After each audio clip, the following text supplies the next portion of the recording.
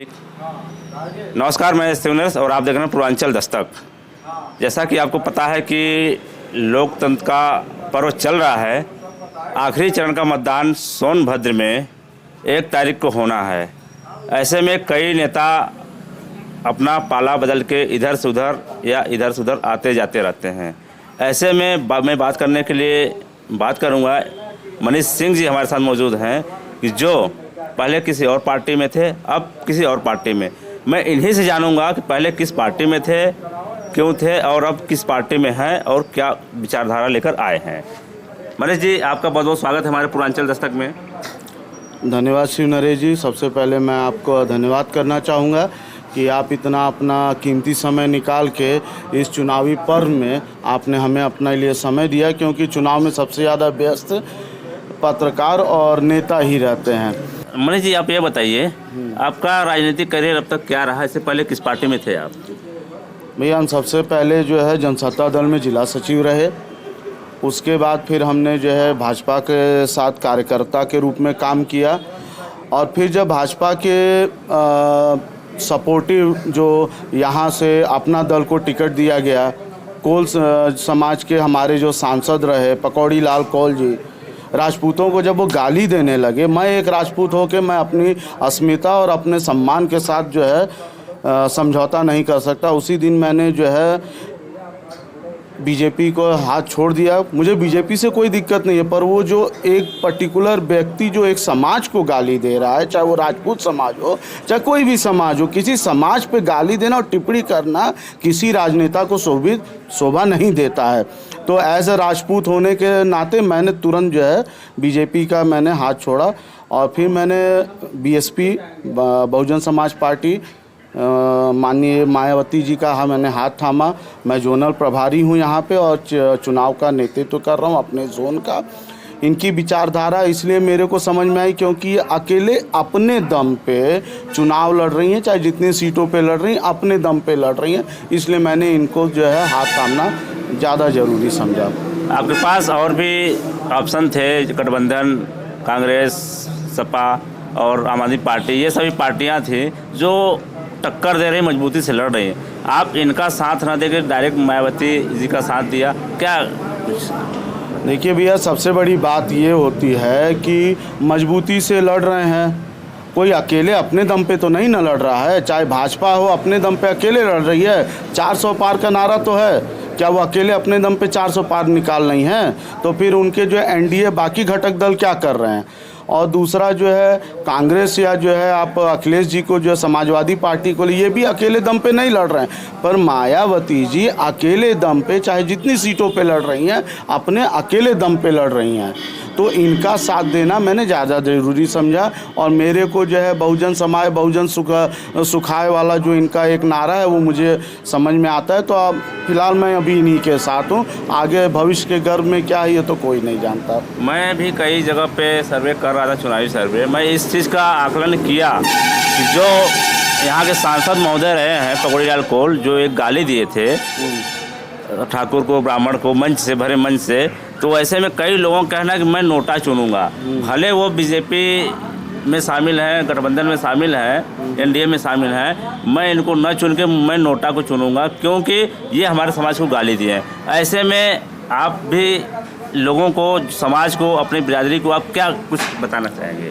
भैया, पहली बात तो जो लोग जुड़े हुए हैं पार्टी से, जी ठीक है, चाहे वो समाजवादी से हो, चाहे वो कांग्रेस से हो, चाहे वो भाजपा से हो, चाहे किसी भी दल से हो, और वो राजपूत अगर ये कहता है मैं नोटा दबाऊंगा, तो वो मुझे अस्तित्वता से बहुत दूर की बात समझ में आती है। भाई, अगर आपको नोटा चुनना था तो आप पार्टी का जो है, जब तक इलेक्शन चल रहा है तब तक आप शांत रहते, अपने घर बैठते, पर आप पार्टी का प्रचार कर रहे हो और आप कह रहे हो आप नोटा चुनोगे, ये तो मैं मान ही नहीं सकता, ठीक है।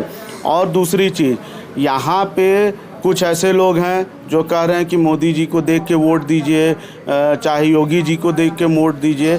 भैया हमें यहाँ का सांसद चुनना है, यहाँ का सांसद यहाँ के लोग सोनभद्र की जो है कार्य प्रणाली और सोनभद्र की जो समस्याएं हैं वो सॉल्व करेगा, ना कि मोदी जी आके और वो जब यहाँ का सांसद जो है संसद में जाके कुछ बोलेगा ही नहीं, बोलेंगे कि नहीं भैया सब कुछ हो गया है, सब कुछ बढ़िया है, तो क्या कुछ भी नहीं होगा।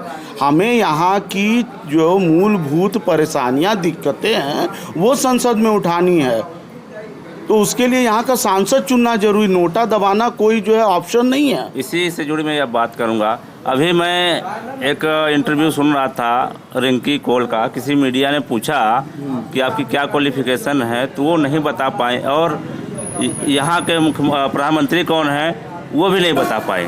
तो ऐसे में जब रिंकी कौल आई हैं, जो वैसे भी माना जाता है कि पकौड़ी लाल कौल ज़्यादा कुछ नहीं बोल पाते थे, उनकी बहू आई हैं, उनके बहू के बारे में क्या आकलन कर पा रहे हैं, क्या लगता है कि उनकी किस तरह का यहाँ पे वो वर्चस्व रहेगा, क्या कुछ उनकी लड़ाई रहने वाली है, उनके बातों से क्या लगता है?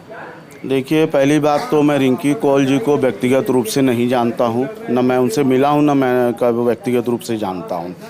हाँ, जो मैंने वीडियो देखे हैं उस हिसाब से जैसे पकौड़ी लाल कौल थे, जो न बोल पाते थे, मौन धारण करके केवल सांसद रूपी एक जामा पहन के जो उन्होंने कार्य किया, मुझे लगता है कि उनकी बहू भी वो केवल सांसद अगर वो आ जाती हैं, सांसद बनती हैं, तो वो भी वही करेंगे जो पकौड़ी लाल कौल ने किया, उससे ज़्यादा कोई ज़्यादा उम्मीद रखी नहीं जा सकती है। हाँ, जीतना नहीं जीतना भाई भाजपा लगी हुई है जिताने के लिए, अपना दल लगा है, सभी दल सोचते हैं हमारा प्रत्याशी जीते। अब वो तो 4 तारीख का रिजल्ट बताएगा कौन जीतेगा कौन नहीं जीतेगा। आखिरी में एक सवाल, आप अपने समाज के लोगों को क्या कहना चाहेंगे, क्या संदेश देना चाहेंगे, किसको वोट करें, कैसे लोगों को वोट करें? देखिए मैं अपने समाज के साथ साथ सोनभद्र की पूरी जनता से मैं ये आग्रह करना चाहूँगा कि आप सबसे पहले तो जिसको चुनना है वो देखिए कितना पढ़ा लिखा है। अब जैसे कोई एक जो हमारे प्रत्याशी हैं जो कि सपा से खड़े हैं, उनकी क्वालिफ़िकेशन 5 पास है। एक हमारे खड़े हैं प्रत्याशी जिनको जो है अपना सीएम नहीं मालूम, वो कितना पढ़ी हैं वो नहीं मालूम है। अब जो मेरे प्रत्याशी हैं धनेश्वर गौतम जी, वो एडवोकेट हैं, पढ़े लिखे हैं, तेज़ तर्राक हैं। तो जहाँ तक मैं समझता हूँ भविष्य के गर्भ में कौन क्या है भाई, भगवान क्या करेगा वो नहीं हम बता सकते, फिर भी मैं ये आशा रखता हूँ कि पढ़ा लिखा प्रत्याशी जब संसद में पहुँचता है तो ये अपेक्षा हम रख सकते हैं कि यहाँ की जो मूलभूत परेशानियाँ, जो मूलभूत दिक्कतें हैं, उसको जो है वो वहाँ रखेंगे।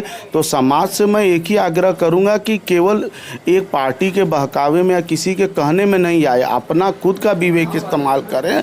आज युवा सबसे बड़े हमारे जो है वोटर युवा हैं, युवाओं को ये समझना चाहिए कि हम पढ़े लिखों को वोट दें कि 5वीं पास, और जिसको ये भी नहीं मालूम कि हम कितना पढ़े उनको वोट दें। बाकी तो जनता खुद समझदार है। जी, हमसे बात करने के लिए बहुत बहुत धन्यवाद मनीष जी। धन्यवाद भैया। तो